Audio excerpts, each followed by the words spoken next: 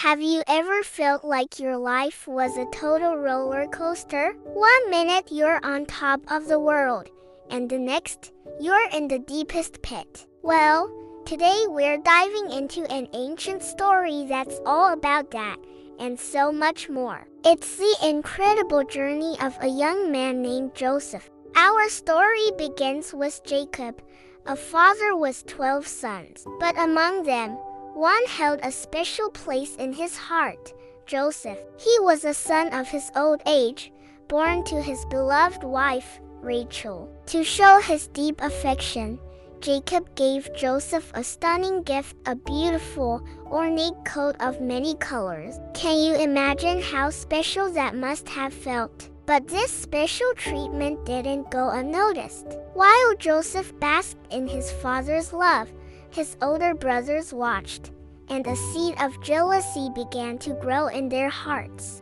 Adding fuel to the fire, Joseph started having some pretty wild dreams. In one dream, he saw himself and his brothers binding sheaves of grain in a field. Suddenly, his sheaf stood upright, while his brothers' sheaves gathered around and bowed down to it. As if that wasn't enough, he had another dream where the sun, the moon, and 11 stars were all bowing down to him. Being a young and perhaps a bit naive teenager, Joseph eagerly shared these dreams with his family. You can probably guess how that went over. His brothers heard this and their jealousy turned into outright hatred. They sneered, "Are you really going to reign over us? Are we all going to bow down to you?" Even his father, Jacob, though he kept the matter in his heart, rebuked him for the suggestion. The family dynamic was becoming seriously strained. The coat was a constant, colorful reminder of their father's favoritism, and the dreams felt like a prophecy of Joseph's arrogance. One day, Jacob sent Joseph to check on his brothers, who were grazing their flocks many miles away. When the brothers saw him coming from a distance, in his magnificent coat, their simmering hatred boiled over. They saw their chance. "Here comes a dreamer,"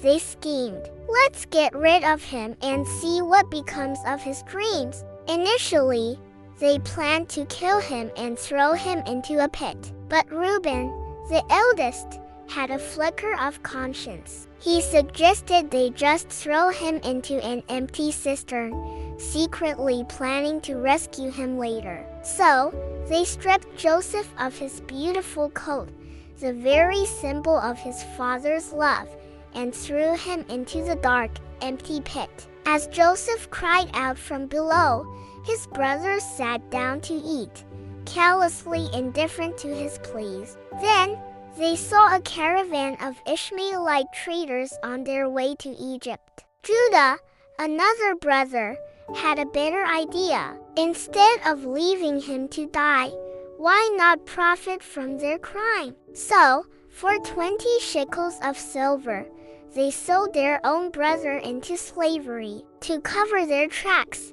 they dipped Joseph's coat in goat's blood and took the tattered, stained garment back to their father. Jacob, seeing the evidence, was utterly devastated, believing his beloved son had been torn apart by a wild animal. He mourned for years, inconsolable. Meanwhile, Joseph was taken down to Egypt, a foreign land where he knew no one. He was sold again, this time to a high-ranking official named Potiphar, the captain of Pharaoh's guard. Joseph's world had been turned upside down. He went from being the favorite son to a slave in a matter of days. But here's where Joseph's character truly begins to shine. Despite his circumstances, he didn't become bitter or resentful. He dedicated himself to his work with integrity and excellence. The Lord was with Joseph, and everything he did prospered. Potiphar saw this. He noticed that this young Hebrew slave had an incredible knack for success. Trust grew, and soon, Potiphar put Joseph in charge of his entire household. Everything from his fields to his finances was under Joseph's management. For a time, it seemed like things were looking up. He had found favor and responsibility in this strange new land. But trouble was just around the corner, this time in the form of Potiphar's wife. She noticed the handsome young man running the household and began to make inappropriate advances toward him. Day after day, she tried to seduce him, but Joseph, loyal to both God and his master, refused. He told her, "My master trusts me with everything in this house. How could I do such a wicked thing and sin against God?" One day, when no one else was in the house, she cornered him again, grabbing his cloak. In his haste to escape, Joseph fled, leaving his garment in her hand. Humiliated and furious at the rejection, her desire turned to vengeance. She screamed and fabricated a story, claiming that Joseph, the Hebrew slave, had attacked her. She used his own cloak as proof. When Potiphar came home, he heard his wife's lies and was filled with rage. Without a fair trial, without hearing Joseph's side of the story, he threw him into the royal prison. From the pit to Potiphar's house, and now to a dark, damp prison cell. It seemed like every time Joseph started to climb, he was pushed back down even further. But just as before, Joseph's spirit was not broken. Even in prison, the Lord was with him. The prison warden saw Joseph's integrity and competence, just as Potiphar had. Soon, the warden put Joseph in charge of all the other prisoners. Joseph was once again managing and administrating, even in the worst of circumstances. He brought order and light to a place of darkness and despair. It was in this prison that Joseph's gift for interpreting dreams would resurface and change his destiny. Two of Pharaoh's own officials, the chief cupbearer and the chief baker, were thrown into the same prison. One morning, Joseph noticed they both looked dejected. They told him they'd each had a dream but had no one to interpret it. Joseph, giving credit to God, offered to listen. The cupbearer described his dream of a vine with 3 branches that budded, blossomed, and produced grapes, which he then pressed into Pharaoh's cup. Joseph explained, "In 3 days, Pharaoh will restore you to your position." Then he added a personal plea, "When all is well with you, please remember me and mention me to Pharaoh so I can get out of this prison." Next, the baker shared his dream of 3 baskets of white bread on his head, which birds came and ate. Joseph's interpretation for him was grim. "In 3 days, Pharaoh will hang you, and the birds will eat your flesh." And just as Joseph had said, 3 days later, during Pharaoh's birthday celebration, the cupbearer was restored, and the baker was executed. But in his joy and relief, the cupbearer forgot all about the young Hebrew in prison who had given him hope. 2 more long years passed for Joseph, forgotten in his cell. Then, Pharaoh himself started having dreams too, very troubling and vivid dreams that no one in his kingdom could interpret.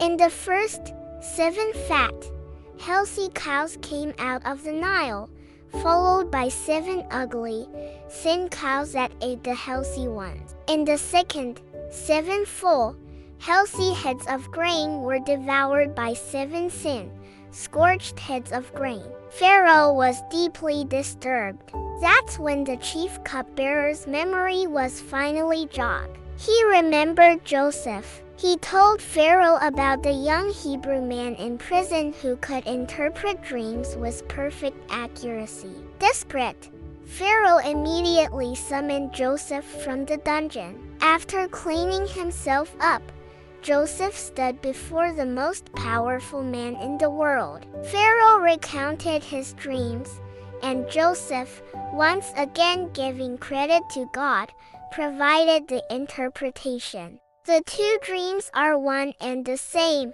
he explained. God is showing Pharaoh what he is about to do. The 7 healthy cows and the 7 healthy heads of grain represent 7 years of great abundance throughout Egypt. But they will be followed by the 7 sin cows and 7 scorched heads of grain, which represents 7 years of devastating famine. The famine will be so severe that the years of plenty will be completely forgotten. But Joseph didn't stop there. He offered a solution. He advised Pharaoh to appoint a wise and discerning man to oversee the land, to collect 1/5 of the harvest during the 7 years of abundance and store it in granaries. This food would then be used to save the nation during the 7 years of famine. Pharaoh and his officials were astounded. The plan was brilliant.